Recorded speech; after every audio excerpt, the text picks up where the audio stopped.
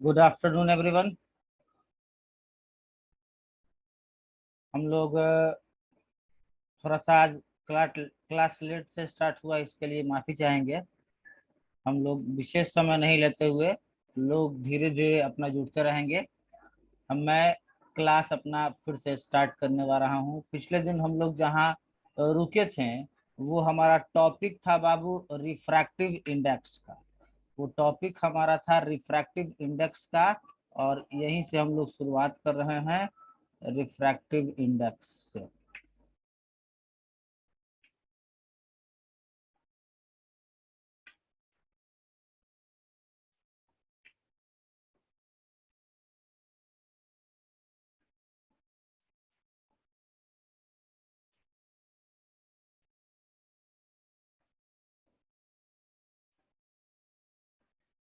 चलिए हम लोग फिर से स्टार्ट कर रहे हैं बाबू अपना क्लास रिफ्रैक्टिव इंडेक्स से, है ना।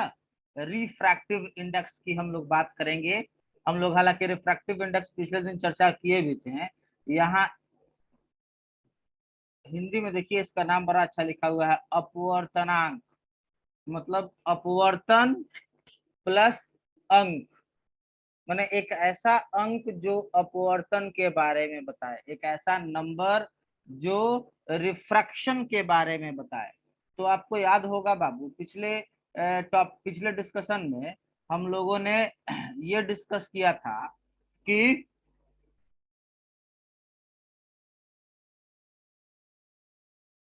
पिछले क्लास में हम लोगों ने डिस्कशन किया था कि लाइट का रिफ्रैक्शन होता है, अपवर्तन होता है कब?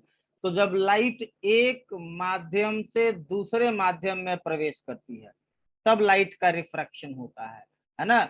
एक माध्यम से दूसरे माध्यम में जाने में एक्चुअली क्या बदलता है? तो एक्चुअली स्पीड बदल जाता है। तो जितना ज्यादा स्पीड बदलेगा बाबू उतना ज्यादा रिफ्रैक्शन होगा। मतलब यदि आपको रिफ्रैक्शन के बारे में समझाना है तो आपको यह देखना पड़ेगा कि कितना रिफ्रैक्शन हो रहा है, कितना स्पीड में चेंज हो रहा है। मतलब रिफ्रैक्टिव इंडेक्स बताने के लिए हम लोगों को स्पीड ऑफ लाइट के बारे में चर्चा करनी पड़ेगी। बड़ा आसान डेफिनेशन हमने बताया था बाबू कि किसी मीडियम का रिफ्रैक्टिव इंडेक्स आपको निकालना होगा तो कैसे निकलेगा? the ratio of speed of light in vacuum and speed of light in a medium। जैसे मान लीजिए कि पानी का रिफ्रैक्टिव इंडेक्स आपको निकालना होगा तो आप क्या निकालिएगा?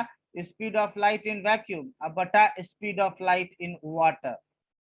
अगर आपको मान लेते हैं कि ग्लास का रिफ्रैक्टिव इंडेक्स निकालना होगा तो आप कहिएगा speed of light in vacuum अब बटा speed of light in glass. Okay. निर्वात में प्रकाश की चाल और किसी माध्यम में प्रकाश की चाल के अनुपात को हम लोग अपवर्तनांक कहते हैं। फॉर्मूला हम लोगों का था बाबू N is equal to C by V. N is equal to C by V, जहां सी से हमने डिनोट किया था निर्वात में प्रकाश की चाल, और इसका वैल्यू आपको याद है बाबू 3 × 10⁸ मीटर पर सेकेंड। लाइट का फास्टेस्ट स्पीड होता है वैक्यूम में, वो होता है 3 × 10⁸ मीटर पर सेकेंड। और ये भी क्या है? भी हो गया उस मीडियम में लाइट का स्पीड। उस मीडियम में कहने का मतलब जिस मीडियम में हम लोगों को रिफ्रैक्टिव इंडेक्स निकालना है उस मीडियम में लाइट का स्पीड। इसका कोई भी ऐसा यूनिट नहीं होता, इट हैज नो यूनिट, इसका कोई मात्रक नहीं होता। क्यों नहीं होता है बाबू? तो देखिए ना, ऊपर भी है स्पीड नीचे भी है स्पीड। ऊपर का भी यूनिट मीटर पर सेकंड, नीचे का भी यूनिट मीटर पर सेकंड, तो दोनों मीटर पर सेकंड जो है आपस में कैंसिल हो जाएगा। तो इस तरीके से इस रिफ्रैक्टिव इंडेक्स का कोई ऐसा यूनिट नहीं होता है। ठीक है। अब दूसरी बात, अब यहाँ पे थोड़ा सा और डिटेल में डिस्कशन हम लोग करते हैं बाबू। यहाँ पे हमें मान लेते हैं कि पानी का अपवर्तनांक निकालना है, पानी का रिफ्रैक्टिव इंडेक्स हमें निकालना है। तो हम लोगों ने कहा कि कैसे निकलेगा? तो निर्वात में प्रकाश की चाल और पानी में प्रकाश की चाल का अनुपात निकालना है। तो पानी की तो बात हम कर रहे थे, यहाँ निर्वात क्यों आया? निर्वात क्यों आया? अगर ग्लास का निकालना होगा रिफ्रैक्टिव इंडेक्स तो आप कहिएगा speed of light in vacuum अब बटा speed of light in glass. तो फिर यहाँ ग्लास की तो बात हम लोग कर ही रहे थे, वैक्यूम क्यों आया? बाबू वैक्यूम शब्द इसलिए आया है कि हम लोग जानते हैं कि लाइट का रिफ्रैक्शन जब एक मीडियम से दूसरे मीडियम में लाइट जाएगा ना तभी रिफ्रैक्शन होगा। मतलब ग्लास में आ रहा है तो रिफ्रैक्शन हो रहा है, तो निश्चित तौर पे ग्लास के पहले कोई ना कोई मीडियम होगा। उस मीडियम को एक स्टैंडर्ड मीडियम मानते हुए हम लोग हमेशा क्या मान लेते हैं बाबू, वैक्यूम मान लेते हैं। ठीक ना।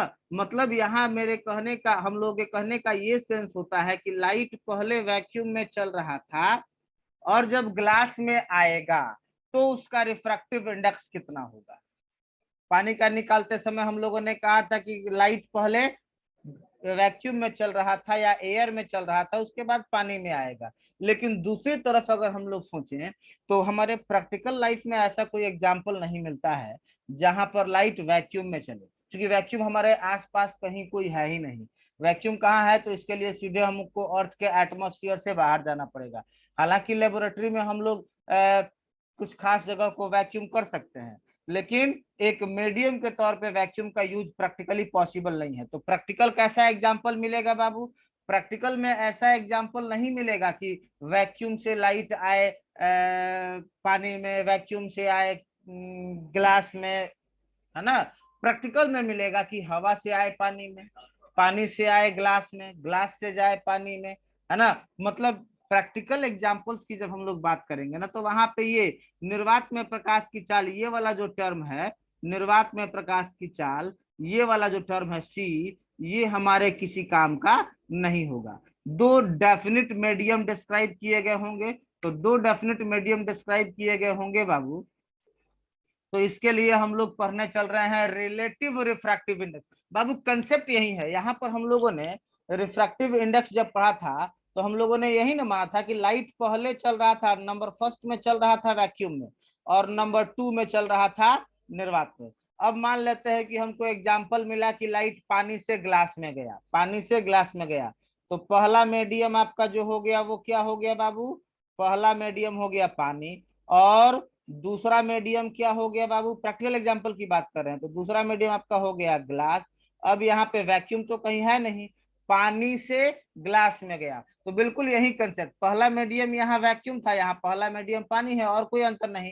तो यहाँ हमने ऊपर में लिखा था वैक्यूम में लाइट का स्पीड, इस बार लिखेंगे पानी में लाइट का स्पीड बटा ग्लास में लाइट का स्पीड। मतलब बात वही है, दोनों मीडियम में लाइट के स्पीड का हम लोगों को रेशियो निकालना है। देखिए बड़ा आसान डेफिनेशन हमने लिख रखा है, the ratio of speeds of light in two different mediums.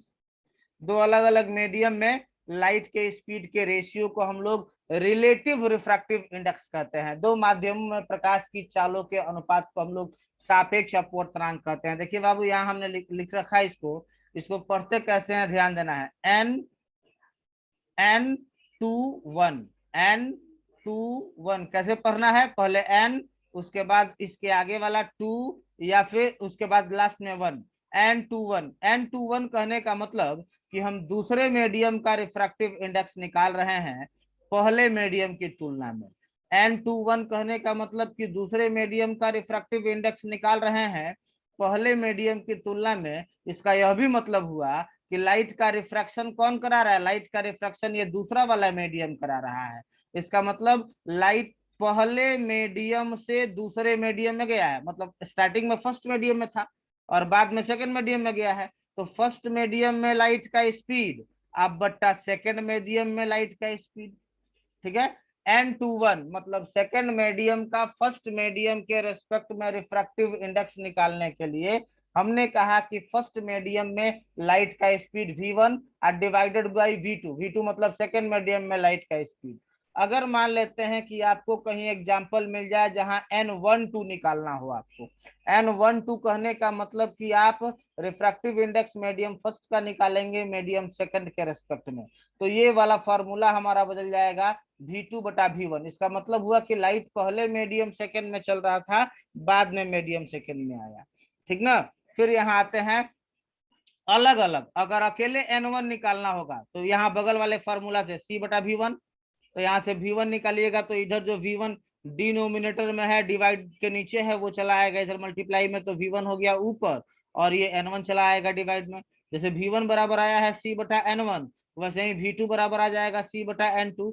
यहाँ V1 और V2 के जगह पे हमने रख दिया, यहाँ देखिए बाबू, V1 के जगह पे हमने लिख दिया C/N1 और V2 के जगह पे हमने लिख दिया C/N2। आपको पता है कि जब बट्टा का डिवाइड होता है ना, तो बाद वाले को उलट के या मल्टीप्लाई किया जाता है। तो देखिए C/N1 वैसे ही छोड़ दिए हैं और इसको उलट देते हैं तो N2/C हो जाएगा, N2/C हो जाएगा, तब मल्टीप्लाई कर देंगे तो दोनों C से C कट जाएगा।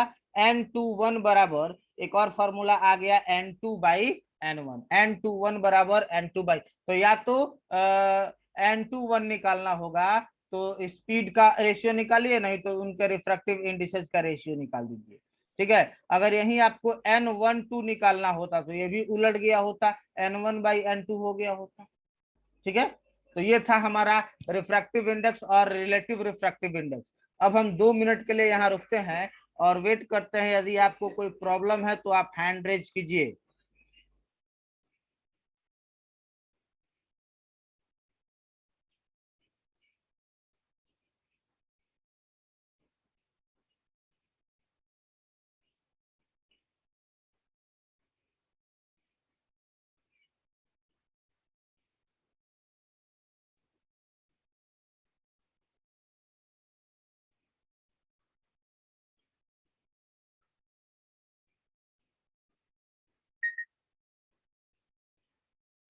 हैंड रेज, यदि किसी को कोई प्रॉब्लम है तो हैंड रेज कीजिए, ज्यादा देर तक वेट मत कराइए, अदरवाइज इसमें आप चैट बॉक्स में लिखिए no problem.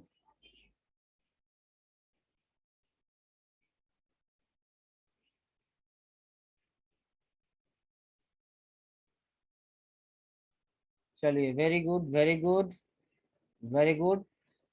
Relative refractive index, इसकी बात हम लोग एक बार और करेंगे, है ना। इस रिलेटिव रिफ्रैक्टिव इंडेक्स की सहायता से हम लोग एक बार और स्नेल्स रूल पढ़ेंगे। आपको याद होगा हम लोगों ने रिफ्रैक्शन का 2 रूल्स पढ़ा था, उसमें दूसरा वाला रूल था N = sin I/sin R, N = sin I/sin R, है ना। तो स्नेल्स रूल को अब वहां पे तो एन रिफ्रैक्टिव इंडेक्स होता था, लेकिन अब तो हमने कहा कि ना प्रैक्टिकल लाइफ में तो हमें एग्जांपल मिलने वाला है रिलेटिव रिफ्रैक्टिव इंडेक्स का, है ना। तो अब स्नेल्स लॉ में थोड़ा सा चेंजिंग होगा रिलेटिव रिफ्रैक्टिव इंडेक्स का कंसेप्ट लगा करके, है ना। लेकिन उसके पहले मैं इसको जरा डिलीट कर लूं बाबू, उसके पहले आपको हम दिखाना चाहते हैं एग्जाम्पल्स ऑफ रिफ्रैक्शन। हमारे डेली लाइफ में रिफ्रैक्शन के कारण कौन कौन सी घटनाएं होती हैं, ये हम आपको दिखाना चाहते हैं बाबू। यहाँ देखा जाए, पहला नंबर एग्जाम्पल हमने लिख रखा है कि पानी में डूबी हुई पेंसिल या छड़ मुड़ी हुई प्रतीत होती है। पानी में डूबी हुई पेंसिल या छड़ मुड़ी हुई प्रतीत होती है। अ पेंसिल और rod immersed in water appears to be bend. अब ऐसा कैसे होता है बाबू, इस चीज को हम एक डायग्राम से समझने का प्रयास करेंगे। ठीक है, और इसके बाद आप लोग फिर अपना प्रॉब्लम बताइएगा। ये देखा जाए, आपके सामने जो डायग्राम दिखाई दे रहा है, ये पूरा बर्तन है और इस बर्तन में ये मान लेते हैं कि पानी भरा हुआ है। इसका हम कलर चेंज कर दे रहे हैं बाबू।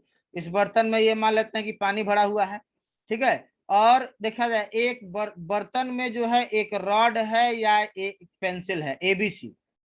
एबीसी, ये एक रॉड है या एक पेंसिल है, जिसका ये बी से सी तक हिस्सा ये पानी के बाहर है, और ए से बी तक का हिस्सा, बी से सी तक का हिस्सा पानी के बाहर है और ए से बी तक का हिस्सा पानी के अंदर है। अब हम लोग को देखना है पानी के अंदर वाले पेंसिल को देखना है हम लोग को। तो बाबू एक छोटी सी बात है, जब हम लोगों को जैसे रात के अंधेरे में कभी कभी हम लोग टॉर्च लेके निकलते हैं, तो हमें सामने देखना होता है, तो टॉर्च भी सामने की ओर जलाते हैं, टॉर्च का फोकस सामने होता है। मतलब जिस ऑब्जेक्ट को आप देखना चाहते हो ना, उस ऑब्जेक्ट पर लाइट जाना चाहिए, और उस ऑब्जेक्ट पर लाइट जा करके और तब उससे रिफ्लेक्ट होकर के वापस लौटता है। उस ऑब्जेक्ट पर लाइट जा करके और उससे रिफ्लेक्ट होकर के वापस लौटता है, तब हमको दिखाई देता है। ऐसा किसी ने नहीं किया होगा कि हमें देखना है अंधेरे में तो टॉर्च जला लिया अपने आंख पर। आंख पर लाइट होने से दिखाई नहीं देखा, लाइट होना चाहिए वस्तु पर। तो चलिए, आपको देखना है पेंसिल या रॉड जो भी है, ये जो पानी के नीचे वाला पोर्शन है उसको देखना है, ठीक ना। तो मान लीजिए कहीं से लाइट आ रहा होगा और इस पॉइंट ए से रिफ्लेक्ट हुआ, परावर्तित हुआ। अब देखिए हमने यहाँ दिखाया एक एक रे और ये दूसरा रे, दो रे चल रहे हैं बाबू। पहला नंबर रे यहाँ आके इंसिडेंट हुआ और दूसरा नंबर रे यहाँ आके इंसिडेंट हुआ बाबू, ठीक है। अब ये नीचे है हमारा क्या चीज बाबू, नीचे है हमारा पानी, नीचे क्या है हमारा पानी है, और ऊपर क्या है बाबू, तो ऊपर जो है हमारा हवा है, ठीक है। नीचे पानी है ऊपर हवा है, तो पानी हो गया हमारा क्या चीज, डेंसर मीडियम, और हवा हो गया हमारा क्या चीज, रेयरल मीडियम। मतलब पानी यहाँ पर लाइट डेंसर, अब यहाँ से जब बाहर निकल पानी से, यहाँ पॉइंट ए से तो चलना शुरू किया है रेज ऑफ लाइट, जब पानी से बाहर निकल रहा है ना तो डेंसर मीडियम से रेयरल मीडियम में जाएगा, ये डेंसर मीडियम से रेयरल मीडियम में जाएगा। डेंसर मीडियम से रेयरल मीडियम में जब लाइट जाता है ना तो यह अपने नॉर्मल से दूर हट जाता है बेटा। यह अपने तो देखिए बाबू, ये लाइट को, ये जो लाइट है ना इसको सीधे ऐसे जाना चाहिए था लेकिन थोड़ा सा नॉर्मल से दूर हट गया। इस लाइट को सीधे ऐसे जाना चाहिए था लेकिन थोड़ा सा नॉर्मल से दूर हट गया। तो ये हो गया पहला वाला रिफ्रैक्टेड रे, अपवर्तित किरण, और ये हो गया दूसरा वाला अपवर्तित किरण, ठीक है। ये दोनों किरणें आगे निकल गई। अब इन दोनों किरणों को बाबू पीछे बढ़ाया जा रहा है, दोनों किरणों को, दोनों रेज को पीछे बढ़ाया जा रहा है। तो ये दोनों रेज जो एक्चुअली ए से चल रहे थे वो आकर के इंटरसेक्ट होते हुए फील हो रहे हैं A1 पे। हम लोगों ने पढ़ा है कि एक पॉइंट से चलने वाले रेज ऑफ लाइट परावर्तन या अपवर्तन के बाद, रिफ्लेक्शन और रिफ्रैक्शन के बाद किसी पॉइंट पर इंटरसेक्ट हो या इंटरसेक्ट होते हुए फील होते हैं तो वो पॉइंट हमारा कहलाता है इमेज। मतलब ए का इमेज थोड़ा सा ऊपर बना A1 पर, तो यह फेनोमेना जो है केवल ए पर नहीं होगा, ये पूरा जो ए बी रॉड है ना इस पूरे पॉइंट के साथ होगा। तो रिजल्ट ये होगा कि सी से बी तक का तो पेंसिल या रॉड सीधा दिखाई दे रहा है, लेकिन उसके बाद जो पेंसिल या रॉड बी से ए तक है वो एक्चुअली वो हमें दिखाई देने लगा बी से A1 पर। मतलब पॉइंट बी पर यह थोड़ा सा बेंड हुआ हमको दिखाई दे रहा है। अब बाबू फिर आपको 2 मिनट का समय देते हैं, यदि प्रॉब्लम है तो हैंड रेज कीजिए, अदरवाइज चैट बॉक्स मैंने खोल के बैठा है, आप फटाक से नो लिखिए आगे बढ़ा जाए, नो प्रॉब्लम लिखिए आगे बढ़ा जाए। प्रतीक को प्रॉब्लम नहीं है, नेहा को भी प्रॉब्लम नहीं है, प्रियांशु को, प्रियम को, बंटी, बंटी ने हैंड रेज किया है। हाँ बंटी बाबू बोलिए, क्या प्रॉब्लम है बंटी।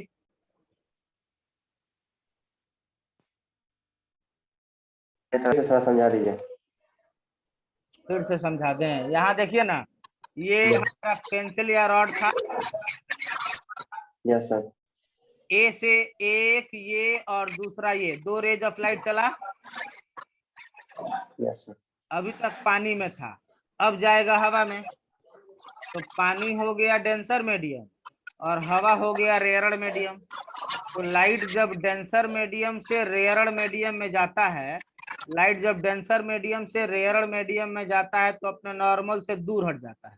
तो ये नॉर्मल से दूर हट गया एक, और ये दोनों रेज, अब इन दोनों रेज को पीछे बढ़ाया गया तो ए का इमेज बन रहा है A1 पे। वैसे ही इस पॉइंट का इमेज बनेगा यहाँ पे, यहाँ पे। वैसे ही इस पॉइंट का इमेज बनेगा यहाँ पे, मतलब सब पॉइंट्स का इमेज थोड़ा थोड़ा सा ऊपर बनेगा। तो रिजल्ट ये हुआ कि सी बी, यहाँ तक तो पेंसिल सीधा है लेकिन बी से थोड़ा सा क्या हो गया बाबू, बेंड हो गया, बी ए के रूप में दिखाई देना चाहिए था लेकिन यह दिखाई दे रहा है बी A1 के रूप में।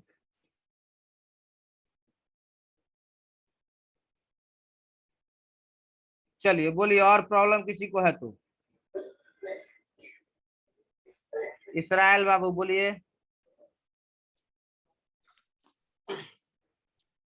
सर परावर्तन और अपवर्तन दोनों एक साथ नहीं हो सकता। काय नहीं हो सकता है, कोई एग्जांपल सर उसका।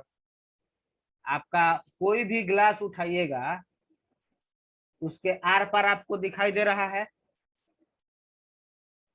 कोई भी ग्लास उठाइएगा तो आर पार दिखाई देता है ना। बोलिए इसराइल।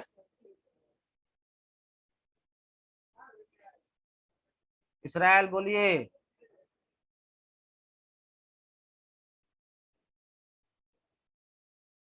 फिर से अनम्यूट कीजिए अपने को। Yes sir. कोई भी ग्लास है तो उसके आर पर दिखाई देगा, आर पर दिखाई दे रहा है मतलब लाइट पार कर रहा है, पार कर रहा है तो अपवर्तन होगा। और दूसरी बात यह भी है कि वो ग्लास भी आपको दिखाई दे रहा है, ऐसा थोड़ी कि केवल ग्लास के दूसरी ओर की चीजें दिखाई दे रही है, ग्लास दिखाई नहीं दे रहा है, ग्लास भी दिखाई दे रहा है। वो इसलिए दिखाई दे रहा है कि लाइट आया, ग्लास से टकराया और टकरा के आपके आंख में आया वापस, तो परावर्तन हुआ। इनफैक्ट ये परावर्तन या अपवर्तन दोनों हमेशा एक साथ ही होता है जहां कहीं भी होता है तो। या देखिए, परावर्तन अकेले हो सकता है लेकिन अपवर्तन अकेले नॉर्मली नहीं होता है। बहुत ही रेयरली ऐसा कोई एग्जांपल मिलेगा जहां पर प्रकाश का अपवर्तन अकेले होगा, रिफ्रैक्शन अकेले होगा। बात समझ में आ रही है? लेकिन हम लोग यस सर। दोनों घटनाओं को अलग अलग पढ़ रहे हैं। आगे एगो नई घटना हम लोग को पढ़ने को मिलेगा, पोलराइजेशन ऑफ लाइट, प्रकाश का ध्रुवण। उसमें हम लोग दोनों एक ही साथ कराएंगे, परावर्तन भी कराएंगे और अपवर्तन भी कराएंगे। लेकिन ये बात समझ लीजिए कि अपवर्तन जहां कहीं हो रहा है निश्चित तौर पे वहां परावर्तन भी हो रहा होगा, रिफ्रैक्शन हो रहा है तो रिफ्लेक्शन भी हो रहा होगा। हाँ, रिफ्लेक्शन अकेले हो सकता है, रिफ्रैक्शन अकेले नहीं हो सकता है। परावर्तन अकेले हो सकता है, अपवर्तन अकेले नहीं हो सकता है। क्लियर? Yes sir. और किसी को कोई प्रॉब्लम बाबू? I am waiting for your hand raise. अगर प्रॉब्लम नहीं है तो फटाक फटाक नो लिखा जाए।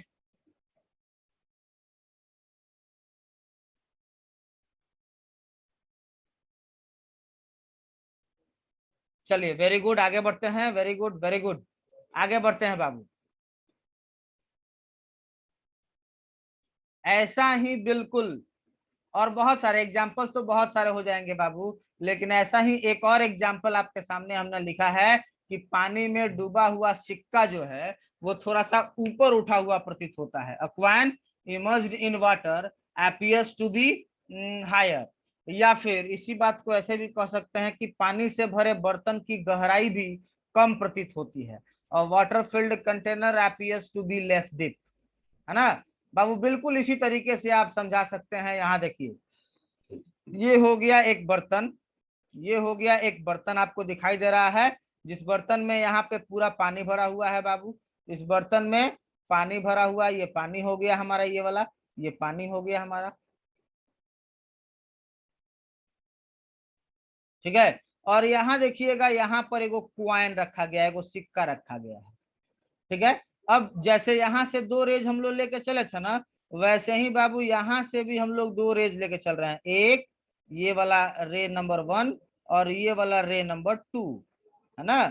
तो जैसे फिर यहाँ से लाइट हमारा निकला था डेंसर से रेयरर, तो नॉर्मल से दूर हटा था। वैसे ही लाइट यहाँ भी निकलेगा डेंसर से रेयरर, तो नॉर्मल से दूर हटा, नॉर्मल से दूर हटा। इन दोनों को पीछे लगाइएगा तो ये यहाँ पे इस क्वाइन का इमेज थोड़ा सा ऊपर दिखाई दे रहा है। तो इस तरीके से हमने बता दिया कि क्वाइन ऊपर, क्वाइन ही क्यों, पानी में मछली होती है ऊपर अपने एक्चुअल पोजीशन पे दिखाई नहीं देती है। आपने देखा होगा, हम लोग तो बहुत ट्राई किए थे बचपन में, मेला वाला घूमने जाते थे तो एगो आता था मदारी खिलाने वाला कि ये एक बड़े से टब में पानी भर दिया है और पानी भर के बीचों बीच एगो छोटा सा डब्बा रख दिया है और सिक्का देता है, कहता है कि एगो सिक्का डाल दीजिएगा, 1 रुपए का सिक्का डाल दीजिएगा अगर उस छोटे से डब्बे में, तो आपको 5 रुपए मिल जाएंगे। और हम लोग डाल नहीं पाते थे। क्यों नहीं डाल पाते थे बाबू? इसलिए नहीं डाल पाते थे कि हमें वो जो डब्बा है वो अपने एक्चुअल पोजीशन पे दिखाई ही नहीं देता था। ये हो गया आपका, ये वाला हो गया डब्बा, तो दिखाई देता था यहाँ, तो हम तो यहाँ टारगेट करके, हम तो यहाँ टारगेट करके डालते थे, जबकि जाना चाहिए था यहाँ। इस कारण से हम लोग 1 का 5 बनाने के लालच में 10-10 रुपए हार करके चले आते थे। क्यों? क्योंकि हमें रिफ्रैक्शन ऑफ लाइट के कारण एक्चुअल पोजीशन दिखाई ही नहीं देता है। बिल्कुल सिमिलर तरीके से है बाबू, इसमें हमको समझ में आ रहा है, कोई प्रॉब्लम नहीं होना चाहिए। और भी बहुत सारे एग्जाम्पल्स हो सकते हैं बाबू। आकाश में तारे जो हैं वो अपने एक्चुअल पोजीशन से थोड़ा सा ऊपर दिखाई देते हैं, है ना? ऐसे एग्जाम्पल्स बहुत सारे हैं,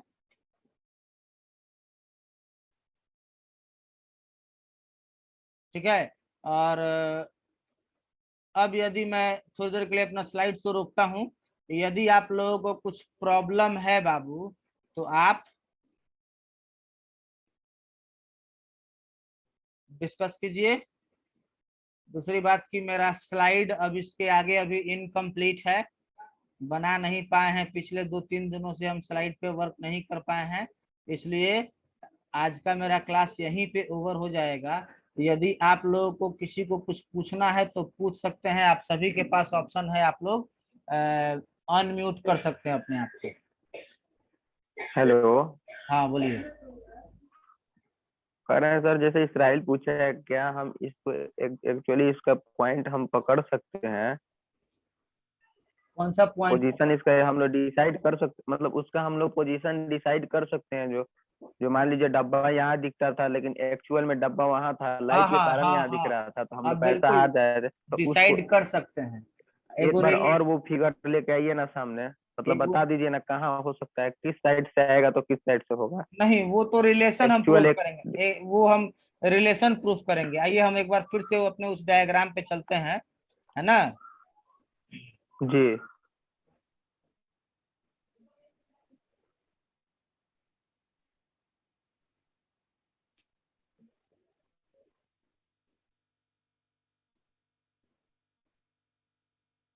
ये देखिए,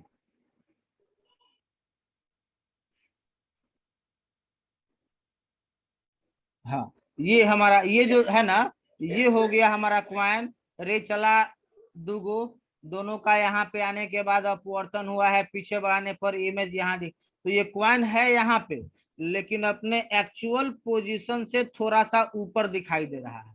अपने एक्चुअल पोजीशन से क्वाइन थोड़ा सा ऊपर दिखाई दे रहा है ना। तो यही हमने अभी इसमें समझाया कि पानी में डूबा हुआ सिक्का थोड़ा सा ऊपर उठा हुआ दिखाई देता है। अब चलिए सिक्के को छोड़ दीजिए, ये केवल बॉटम है, तो ये वाला पॉइंट यहाँ दिखाई दे रहा है, तो इस यहाँ वाला पॉइंट देखिएगा तो ये भी यहाँ दिखाई देगा, यहाँ वाला पॉइंट देखिएगा तो ये भी यहाँ दिखाई देगा। मतलब ये पूरा बर्तन का जो बॉटम है ना, ये यहाँ से लेके यहाँ तक, ये पूरा बॉटम आपको यहाँ से लेके यहाँ तक दिखाई देगा, है ना। यहाँ से लेके यहाँ तक दिखाई देगा, मतलब जो बर्तन वास्तव में इतना गहरा है, ये रियल डेप्थ हुआ, वो आपको बाहर से देखने पर लगेगा कि इतना ही गहरा है ना। ये नीचे वाला गहराई जो हमने खींचा है वो रियल डेप्थ हो गया, और ऊपर वाला अपीयरेंट डेप्थ होता है। ये भी बात तो हमने कहा है बाबू, यहाँ देखिए ना कि पानी से भरे हुए बर्तन की गहराई जो है वो कम प्रतीत होती है। तो देखिए यहाँ से देखने पर जो बॉटम आपको यहाँ दिखाई देना चाहिए था, वो थोड़ा सा ऊपर दिखाई दे रहा है, यहाँ पे दिखाई दे रहा है। ठीक है ना जी, बात सुन रही है। तो अब आपने कहा, आपका सवाल है जिशान कि सर क्या ये पोजीशन हम लोग डिसाइड कर सकते हैं कि डब्बा अगर यहाँ दिखाई दे रहा है तो एक्चुअली में होगा कहाँ, है ना। बिल्कुल डिसाइड करते हैं, कर सकते हैं। इसके लिए हम लोग के पास आगे वाले स्लाइड में, जो अभी हमने कहा कि हमारा इनकम्प्लीट है, हम लोग एक फॉर्मूला डिस्क्राइब करने वाले हैं। जो फॉर्मूला हमारा है किस चीज में, ये हो गया हमारा, ये यहाँ से लेके यहाँ तक ये पूरा रियल डेप्थ हो गया, ये रियल डेप्थ हो गया बाबू। और ये हो गया हमारा अपीयरेंट डेप्थ, ये हो गई वास्तविक गहराई, है ना। और ये हो गई काल्पनिक आभासी गहराई। तो इन दोनों में रिलेशनशिप हम लोग डिस्क्राइब करेंगे कि अगर बर्तन 5 मीटर गहरा है तो पानी भरने पर वो कितना मीटर का दिखाई देगा, यह हम लोग बताने में सक्षम हो जाएंगे अभी इस फार्मूला को, इसके आगे जो फार्मूला ड्राइव करेंगे। तो जब वो फार्मूला ड्राइव हो जाएगा तो आप डिसाइड कर पाइएगा कि वो कहाँ है। ठीक है, और बोलिए। और किसी एक आदमी और कोई हैंड रेज किया था, शायद सुप्रिया बोलना चाहती थी, बोलिए सुप्रिया। सर सुनिए ना। हाँ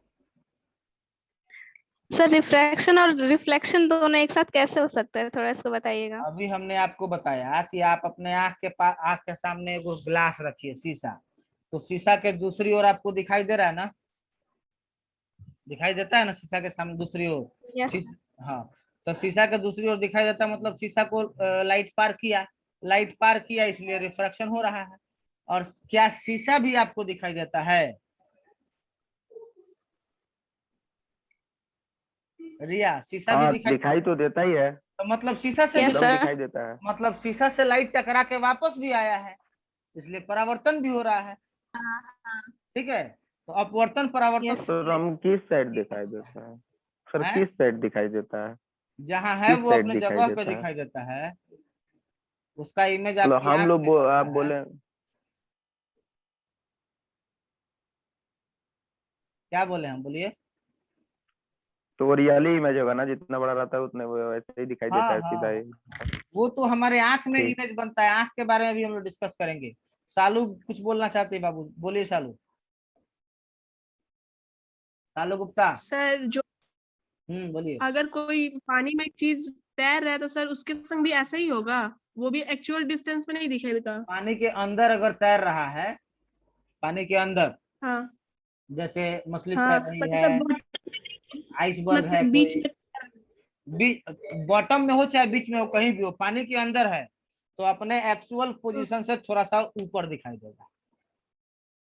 ठीक है सर, यही वैसे ही पूछना था। आकाश में तारे भी अपने एक्चुअल पोजीशन पे दिखाई नहीं देते हैं, आकाश में तारे भी अपने एक्चुअल पोजीशन से थोड़ा सा ऊपर दिखाई देते हैं। हम्म, ठीक है, इसराइल सर बोलिए बाबू। सर सूर्योदय और सूर्यास्त भी तो अपवर्तन का ही थे ना? अपवर्तन का ही कारण है, उसको एटमॉस्फेरिक रिफ्रैक्शन के नाम से हम लोग पढ़ेंगे, वायुमंडलीय अपवर्तन के नाम से पढ़ेंगे। सर दोनों के बीच का डिस्टेंस, मतलब जो सूर्यास्त उसमें लगभग 4 मिनट का डिफरेंस होता है बाबू, आभासी सूर्योदय और आभासी सूर्यास्त, मैंने आभासी दिन का समय और वास्तविक दिन के समय के बीच लगभग 4 मिनट का डिफरेंस होता है। सर वो अच्छा सर, जो मतलब इवो एक एक करके बाबू। मिड डे अगर ऐसा नहीं होता क्या घटना? हैं? ये घटना दोपहर के वक्त नहीं होता है? सिर्फ दोपहर सूर्य। में लाइट को सबसे कम डिस्टेंस ट्रेवल करना होता है, इसलिए लाइट मिनिमम टाइम डेविएशन के थियरी को फॉलो करता है, हम लोग जानते हैं। ठीक है सर। बोले जीशान, क्या बोल रहे अच्छा थे? सर, जो इवोपोरेशन होता है, इवोपोरेशन, हम्म, पानी जो जमीन से ऊपर जाता है धूप के हाँ कारण, हाँ हाँ तो हाँ। वो सब कौन सी चीज में आएगा? वो वो वो उसका इससे कुछ। उसका इफेक्ट लाइट से का लेना देना है। अभी हम लोग जो लाइट के कारण, वो पानी जो जाता है वो लाइट के कारण नहीं जाता है, गर्मी के कारण जाता है। सन के पास केवल जी लाइट जी जी, नहीं है, जमीन से हीट भी। पानी जो जाता है हाँ, इवोपोरेशन, जी तो जी। वो हीट के कारण जाता है ना। वो हम लोग क्लास 11th तो में वो हीट में सब पढ़ेंगे हम लोग। क्लास 11th में हीट चैप्टर में पढ़े हैं हम लोग। क्लास 11th का जब यस चलता सर। था तो शाम में जो क्लास चलाते थे हीट वाला, उसमें हम लोग पूरा पढ़े हैं, बॉयलिंग, इवेपोरेशन, कंडेंसेशन, बहुत सारे प्रोसेस पढ़े थे हम लोग। जी जी जी हाँ, जी जी जी। और किसी को कोई प्रॉब्लम है? सर हम्म, सुप्रिया तो बोलिए। सर जो क्वेश्चन क्वेश्चन था ना सर, उसमें से 4 क्वेश्चन समझ में नहीं आ रहा, बाकी सब बन गया है कौन सारा क्वेश्चन? सर। उसमें से दिए थे ना प्रकाश का परावर्तन में से। अच्छा, जो हम भेजे प्रैक्टिस सेट दिए थे। यस सर, उसमें कहना सर 4 का नहीं बन ठीक रहा है, है तो सर। एक काम कीजिएगा, जो जो प्रॉब्लम आपसे नहीं बना है वो आपको आप मेरे पर्सनल नंबर पे व्हाट्सअप कर दीजिए। वो तो हमने बोला ही था, डाउट क्लास रखा था हमने नेक्स्ट डे कि आप अपना अपना प्रॉब्लम सेंड कीजिए। आप लोग प्रॉब्लम सेंड नहीं किए, हम तो एक दिन डाउट क्लास चलाए थे। फिर भी आप अपना जो भी क्वेश्चन नहीं बना है वो हमको सेंड कर दीजिए कि सर ये नंबर नहीं बना है, हम बना के उसको भेज देंगे। Okay sir. आज का क्लास ओवर किया जाए बाबू। Okay sir. चूंकि मेरा स्लाइड इनकम्प्लीट है तो अभी समय भी है 4 मिनट, लेकिन मैं क्लास ओवर कर रहा हूँ। कल से अभी तक जो भी बातें आप हम लोग रिफ्रैक्शन में पढ़े ना, वो सारा क्लास 10th से मिलता जुलता था। अब कल से फिर कुछ नई बातें भी मिलेंगी, कुछ पुरानी बातें भी रहेंगी, लेकिन नई बातें भी अब मिलनी शुरू हो जाएंगी। चलिए, good by two all of you.